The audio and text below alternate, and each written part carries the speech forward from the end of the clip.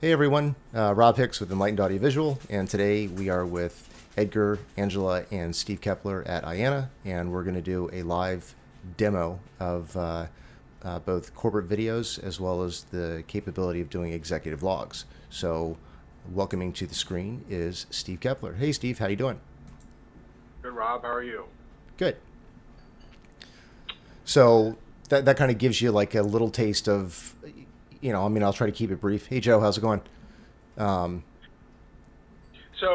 So in this case, if we were going to do the live kind of on-site video capture, you could do a dual screen, and someone could be sitting, maybe another representative of the company could be sitting on the other. Yeah. Okay. Mm-hmm. So we'd have the dual screen mode. We could have the live presentation going on site, mm-hmm. and we could have someone sitting in from or another representative of the company, maybe doing some narration along with it mm-hmm. at the same time, following along, and there could be would they be able to take questions from people submitting questions in via, however they want to take those questions? Would they do that live? Well, right. So Joe is in our local chat. He's a friend of mine that I do shows with. So Joe, do me a favor and put a question in the comments so that Steve can understand or see the live comment. So the time distance is about 7 seconds. So while you and I are able to hear each other real time, it takes an audience at large, whether it's a Facebook page or a website, generally about 7 seconds for them to be able to hear it and then say something. So it's close to real time, but it's not quite real time. So sometimes, right. When you say something, you're going to be like, nobody's responding. It's because you got to wait for them to hear it before they can, and then you got to wait for them to keyboard it into the comments. Okay. Yeah. Okay. So in addition to being able to do, side-by-side boxes, we can transition to full screen. So, many times what we'll do if it's a talk show style environment or an interview is you'll have the host and the guest side by side. I then ask you a question that I know that you're probably going to spend a couple minutes on, like, Steve, tell me your life story. So, since I know that that's going to be that you're going to spend a few minutes on that, I'll then, as the live producer, switch to full screen. And this is your opportunity to talk. Okay, so in that case, what we could do, and I don't know how this would work, but I'm thinking maybe at the end of the show, end of the presentation on site, there could be an interview with the speaker, or have the speaker maybe add something else to continue on. Mm-hmm. To add to what they do on site that would still broadcast live on Facebook or wherever. So they yeah. Something. Well, so there's a couple ways that we can. Go ahead, Angela. How is the demo being filmed on site? Is it with actual video camera or an iPad or? You can use devices as simple as an iPad, an iPhone. We've done in the past. This is kind of a good example for SAP last fall. We did a live demo, a live presentation or summit event that they were having for keynote speakers, and we did it in Manila and Malaysia. So what we did in the room is we equipped 3 iPhones on tripods, which then allowed, each of those iPhones was connected to our studio. Does that make sense so far? So what that allowed me to have as a remote video producer here in Maryland is I was able to pick any one of those 3 cameras and either convert it from a dual shot to a full screen shot like this. So, yeah. So, for example, if I wanted to put in your name and title like I've got now, I could do that. And then if I wanted to switch over to Steve, I could do that. And then pull it back together as a host guest scenario. So in addition to being able to do just the video, we can also kind of do more expanded storytelling, but by incorporating videos into it. So for example, let's say that I want to show a video, but I want to talk over it. In this case, Steve, we would be playing the video like we're doing now, but I've got the video silenced so that you can talk over it. Okay. So we're providing a decent amount of eye candy, if you will, that it keeps the frame interesting. It's it's that sparkly, glittery thing on the screen, but it also subsequently allows you to have kind of an expanded dialogue. Yeah, no, I like that. I mean, it gives more flexibility. Again, I'm thinking if there's someone, I'm thinking whoever's giving the pitch on site, and if the company wanted to have someone else, right, either back at the home office or whatever, they could interview, and if they wanted to interview over a video, if they wanted to introduce a video of their own, right? So this kind of gives them that additional flexibility if they wanted to, because we're going to assign in half-hour blocks, right? Is that the plan? Well, it's the plan is to at least give them 15 minutes for presentation time. Okay. And then give them time to maybe have 5 minutes Q&A and then pack up their stuff so that the next exhibit moves. Okay. So like a total of 20 minutes. Right. For between the time they get up there and the time they leave stage. Okay.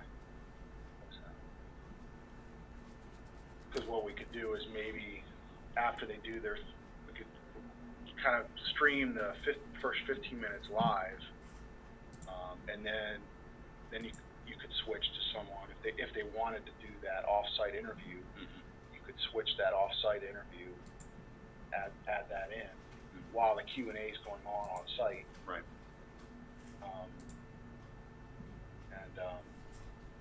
And then obviously you would switch over when the next group came in. Well, and we can also do kind of hybrids of what you're talking about. So Right.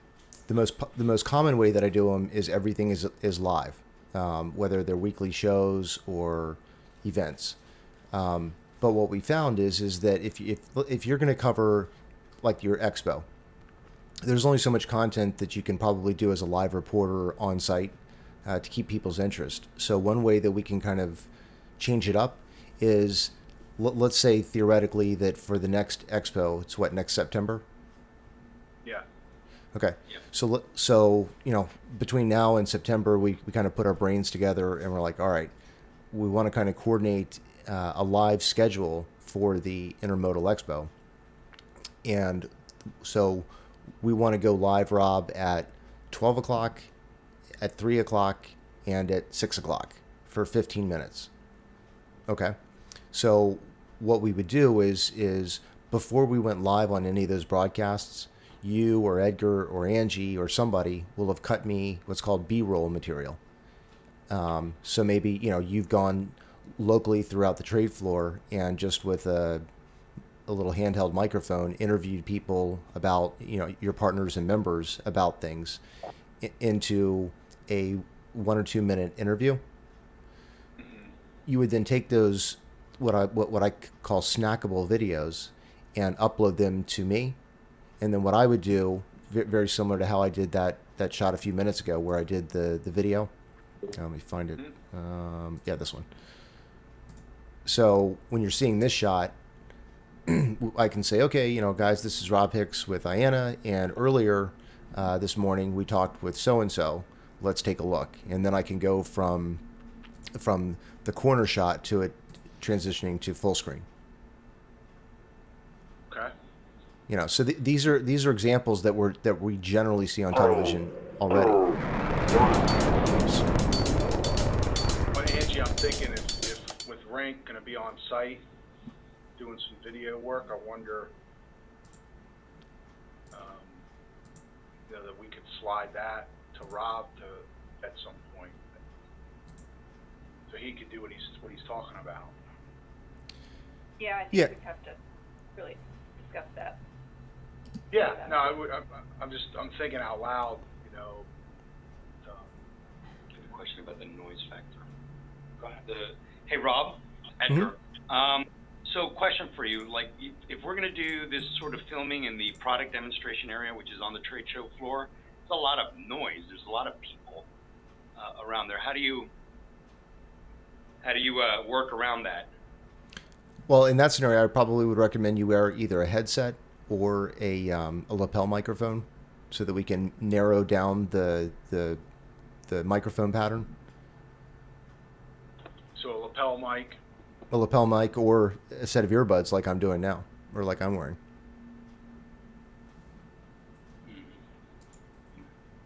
And probably would want to have the device, whatever's recording, as close to the person. To the platform as Yeah. possible. When you say noise, what kind of noise is it? Like industrial noise? No, it's people on the trade show floor. There's booths all around that product demo area. So, I mean, we've got we're going to have 1,000 people on that show floor, and they all make noise. Mm. Talking it, to each other. Yeah, so this demonstration is not going on in a closed room. It'll be pipe and draped off, but it'll be an open air room. So it's in a big convention hall.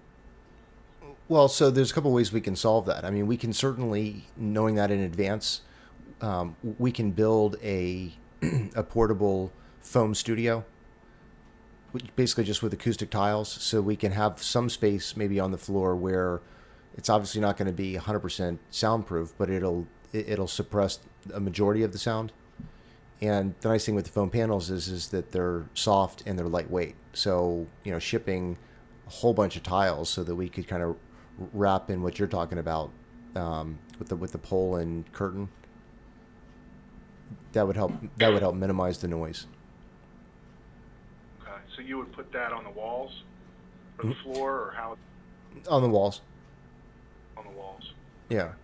I mean, we can all. The other thing we can do is simply just to get shipping blankets or moving blankets, because those are fantastic for dampening sound. I mean, we've done trade shows before, and yes, I totally understand what you're talking about with respect to the noise, but it's definitely a solvable problem. Okay. So, so I guess the way to think about it is you and I've talked about a few different scenarios and ways that you may want to do this. The original way that I had suggested that you guys might want to take a look at it is to come up with some type of weekly frequency that's not trade show related, where you assign an IANA spokesperson or host, if you will, and every week you bring on a IANA member and let them tell their story. Because when I was looking through your guys' social stuff today, so Facebook is non-existent. I mean, you have a Facebook site, but I think it was created by Facebook for you. Yeah. And then when I went to your Twitter site, the Twitter hashtag is Intermodal Expo. Yep. It looks like you guys are active on it, but the icon of it is Expo 2016, which probably should be updated. Yep. You have a YouTube channel, and it has one video from I think 2014 on it. Mm-hmm. And go ahead. We got LinkedIn. We're on LinkedIn as well. I'm trying to think. I had LinkedIn. I thought maybe I did. So this is more on the kind of lead up to Expo. We would put on some people on there, some exhibitors, sponsors, that sort of thing. And Well, Yeah, I mean, to me, that, well, what Rob's talking about is, one of the things I'd like to do eventually is get into a routine where we're doing member interviews. We're not there yet. We're gonna walk before we can run, and that's gonna take some effort and organization to do. But I think that what I want to start with is trying to do something at the trade show, because to me it's a benefit we can add to the exhibitors by allowing them to broadcast. Particularly now we're doing, the original thought was we do one-on-one interviews with them, which we still can do at their booths. Right. But my thought with, now that we're doing the product demos, is it's more of a, there's not a whole lot of logistics, all at the same place. It's scheduled, it's routine, doesn't really require us necessarily to be part of it, right? Right. So it allows us to experiment with this and to see how it works. Mm-hmm. Very good.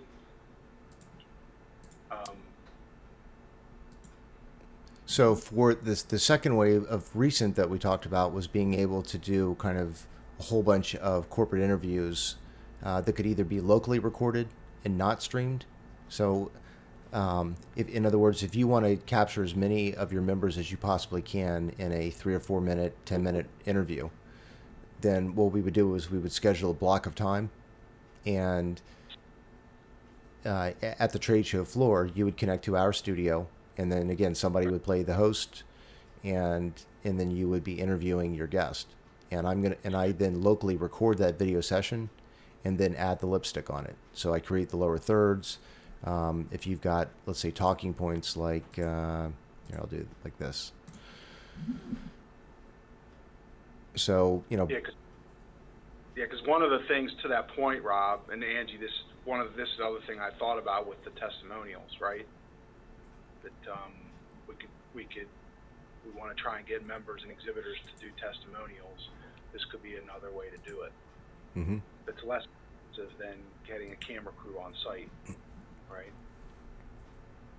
Yeah, I mean that's kind of that's what I think is a fantastic proposition for what we've got, because it doesn't ask you as a end user to have a whole bunch of technical gear. You can probably do it with things you already own, your iPhone, your Android device. And the video looks amazing on an iPhone. So, you can't say, oh, well, most people instinctively think that they need to get all this high-end camera gear because they assume that an iPhone or an Android camera wouldn't look good, but it actually looks amazing. So if the ask is, hey, Steve, all you need to tell your partners is to grab their iPhone, connect to the video conference call, and now you're live. That's it. That's it on the ask on their end. And then what I'm doing is kind of babysitting the production and following visual cues. So if you're doing shows, whether they're locally recorded and distributed later for like YouTube or the website, or you want to do them live with audience engagement, what we would do is spend time anywhere from a week to a couple weeks before the live event and build up what's called a run of show, which basically is just kind of a storyboard of, okay, we're going to do a 30-minute show. What are we going to talk about? And in that sheet, it describes what we're going to talk about. It lists their names and their titles with correct spelling, so that when I write, when I do the lower thirds, everything's spelled right. I capture their social credentials, because obviously if you're trying to showcase a member, you're there to kind of promote them. So if we're using social media, then we ought to direct people for more information to their social media sites, whether it's LinkedIn, Twitter, Facebook, or YouTube. Make sense? Yeah. Yeah. And that's actually what we're doing here. So, so like when I drop your lower third, we can either do corporate social creds, or we can do your personal creds, or both. You know, because I don't know if it's too small to see, but right now it says Facebook, LinkedIn, Twitter, YouTube, and in a perfect world they would all be at Intermodal. Although I know that's not the case, but that's a perfect scenario. Right. Okay.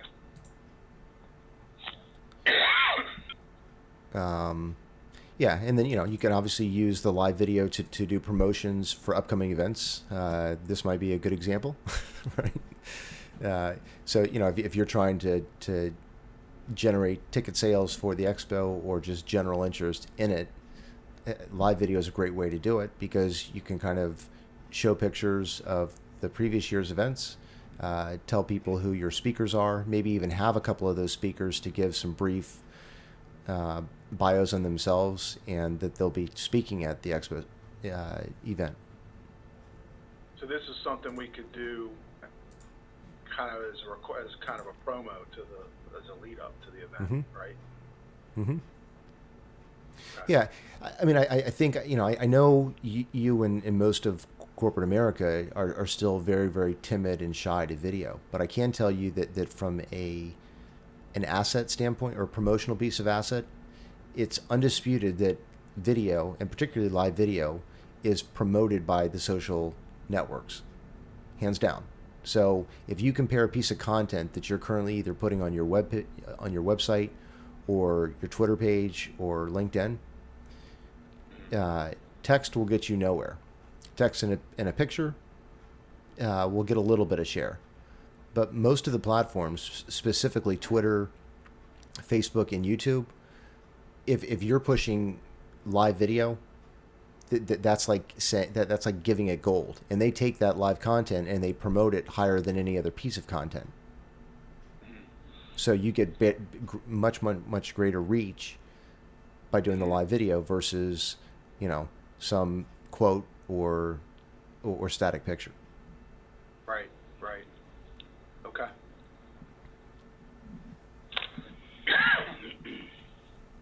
Okay. Well, this is Angie. Do you have any questions? No, at this time. Edgar? Just soaking it all in, Angie. Not with Yep. Angie a little bit. And yeah, you give good ideas. A lot so. to think about. Yeah. So 'cause we've gone back and forth on a lot of different things internally in terms of discussions on this, and now that they've had a chance to see a little bit what the capabilities are, we can noodle on how we might want to implement it. Right. Well, I think the reassuring thing is that while it may be new to IANA, it's definitely not anything that's new to us. I mean, right now next month we'll be celebrating our 500th broadcast.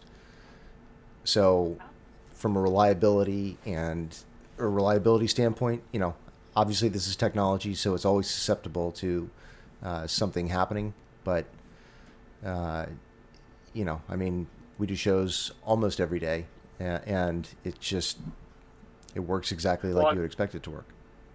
And frankly, that's one of the things that's attractive to us about it, because all of us have responsibilities on site at our meeting. So it's having something that's turnkey, that we can essentially just turn it over to you to handle, is certainly something that's appealing.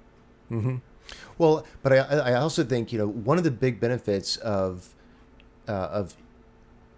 doing the interviews / vlogs, and I know I don't mean to keep beating a dead horse with bringing on member talent, but it has to do with reach. So right now, I mean, you guys aren't doing a lot in social, but to the degree that you're still interested in getting more new members, the question is, well, what's the best way to do it? Well, Yeah. it has to do with relevance, right? So a benefit of you bringing on, let's say, a CSX and doing a broadcast quality interview where it's fun, it's enjoyable, is that you're encouraging CSX to share it to their Facebook page and YouTube page and Twitter page. Yep. But because it's branded with IANA assets, now you're making the IANA name known in maybe places that aren't known, or maybe see. And I'm talking about some things that I don't quite know about, but let's say as an example that CSX has chosen to get a membership with a competing nonprofit organization, and so the benefit of you producing high-end, good quality content for them is that you're now aware of it because they've shared it into their sites, and they're like, wow, our agency doesn't do anything like that, and we pay out the nose, monthly or annually for it. This is pretty cool. Right. That's the secret sauce and how to best leverage video is to take video, get comfortable at it, and then bring in disparate people that have nothing, that aren't directly related to what you're doing now, and you do that through, like I said, bringing people on, ingratiating them, making them rock stars. Because when you make them look like rock stars, they share the crap out of it, and in them sharing the crap out of it with their friends, family, and coworkers and colleagues on LinkedIn and everywhere else, guess what? You're bringing awareness to your brand. Right. Nah, it makes perfect sense. Yeah. Rob, do you have any video of trade like stuff that you've done on trade shows that we could look at? Mm-hmm. So one series that we did for LG commercial displays back last spring is that they did what was called what they called a commercial roadshow. So every couple of months they picked like a big city, and then they invited a whole bunch of their vendors or partners to the hotel, and they got like a huge hotel ballroom, filled it with all kinds of different cool LG displays and stuff like that. And so with LG, and I can share these videos with you. What they did is they interviewed partners that accessorized LG. So they did the live show. They streamed it to Facebook, YouTube, and we didn't do Twitter because Twitter wasn't available at the time. But they interviewed their partners, and then with social tagging, they tagged all of their partners because they wanted them to share it out to, again, extend the reach of LG beyond just the people that were in the room. Okay. Yeah. In that scenario, the way we did it is we flew one of our guys to San Francisco and Los Angeles because LG, was probably as timid, if not way more timid than you guys are with video. And they were like, well, do you have anybody that can kind of do the in-hotel interviews for us? And we're like, yeah. So we sent one of our guys to perform that role. And, so he would be like, hey, this is Jeffrey Fitzgerald with LG Communications, and right now we're interviewing XYZ company. Does that make sense? Mm-hmm. Well, and we might want to do that. So we'll talk about it internally here. Yep. Okay. Yes, if some samples that you can send, that'd be helpful too. Okay. Yeah. I mean, the best way, if you want to see any one of the 500 that we're coming on, it's definitely to go to our Facebook page. We're starting to add videos to our YouTube page, but kind of the gotcha is that the majority, 99% of the videos that we do aren't in-house videos, meaning we're not doing the videos to promote ourselves. We're doing it for other brands and businesses. So when we send these streams out, we're not streaming them to our channel or to our Facebook page. We're streaming it to theirs. Right. And then we subsequently, we do on our Facebook page, share it into our own Facebook page. Same thing with YouTube. We create playlists and then dump the videos that we've done for other people into the playlists. Okay. Yep. So. And so I think your fees, it's $500 per hour of shooting, essentially, broadcasting. Of live broadcasting. Okay. Yeah. But like I said, keep in mind that We'll have to work out the logistics of what it is, but the $500 model that you're referring to, Right. most people, when I say it, they think, oh, well, that's $500 an hour, and that's not what the case is. When we did the daytime rate from 8 a.m. to 4 p.m. for $500, that was to handle the pre-production costs associated with creating a show, doing all the artwork. You know, like you see here, how I've got the lower thirds with, you know, here I'll bring like your name into it. Right.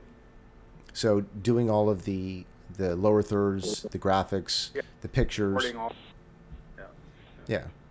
So a 1 hour show generally takes anywhere from 5 to 6 hours to build up beforehand in order to look great. Right. Okay. Okay. Great. Well, let us, unless Angie, Ed, you guys have any more questions, let us talk about it internally, and we'll come back to you. Thanks for taking the time today and showing us.